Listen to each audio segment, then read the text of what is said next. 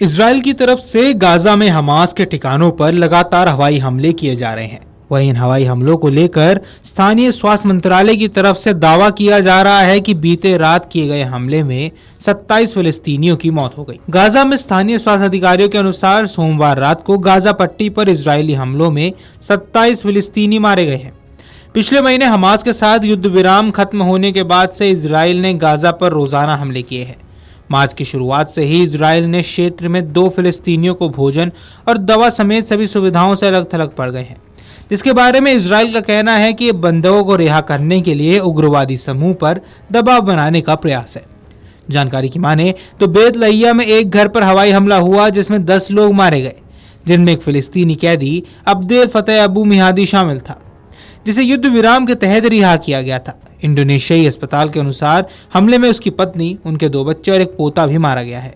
Gaza स्वास्थ्य मंत्रालय की आपातकालीन सेवा के अनुसार गाजा शहर में एक और हमला हुआ, जिसमें 2 महिलाओं समेत 7 लोगों की मौत हो गई और 2 अन्य लोग घायल हो गए। स्वास्थ्य मंत्रालय ने कहा, रविवार देर रात दक्षिणी शहर खान यूनिस में एक घर पर हमला हुआ, जिसमें कम से कम 10 लोग मारे गए हैं, जिनमें 4 साल की उम्र के 5 भाई बहन भी शामिल थे। नासिर अस्पताल के अनुसार 2 अन्य बच्चे अपने माता पिता के साथ मारे गए। वहीं इजरायली सेना की ओर से तत्काल कोई टिप्पणी सामने नहीं आई है।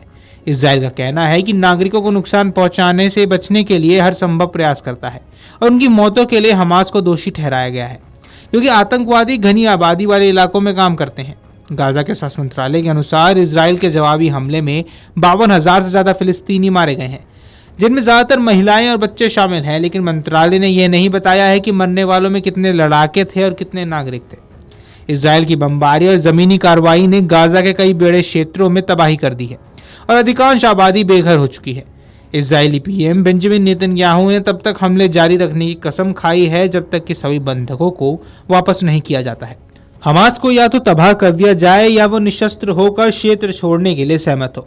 उनका कहना है कि इसके बाद इजराइल अमेरिकी राष्ट्रपति डोनाल्ड ट्रंप के उस प्रस्ताव को लागू करेगा जिसके तहत गाजा के अधिकांश आबादी को दूसरे देशों में बसाया जाएगा।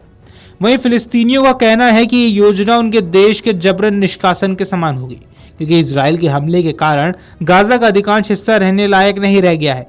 मानवाधिकार विशेषज्ञों का कहना है कि अंतर्राष्ट्रीय कानून का उल्लंघन होगा। इधर हमास का कहना है कि वह बाकी बंधकों को केवल अधिक फिलिस्तीनी कैदियों, एक स्थायी युद्ध विराम और गाजा के इजराइल की पूर्ण वापसी के बदले में रिहा करेगा, जैसे कि इजराइल की तरफ से खत्म किए गए युद्ध विराम में कहा गया था। इसके बाद इस साल की शुरुआत में इजराइल और हमास युद्ध विराम पर सहमत हुए थे, जो बीते मार्च महीने में टूट गया था।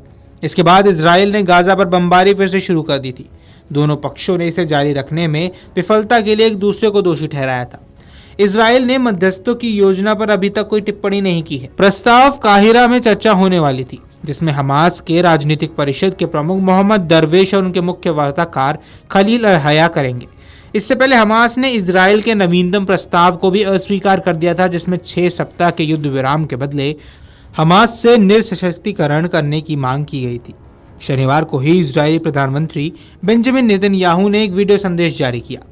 इसमें हमास के आगे सरेंडर नहीं करने की बात कही थी। उन्होंने कहा कि हमास को नष्ट होने और सभी बंधकों को वापस लौटाने से पहले इजराइल युद्ध समाप्त नहीं करेगा। नेतन्याहू ने हमास की शर्तों पर युद्ध विराम को सरेंडर की तरह बताया था।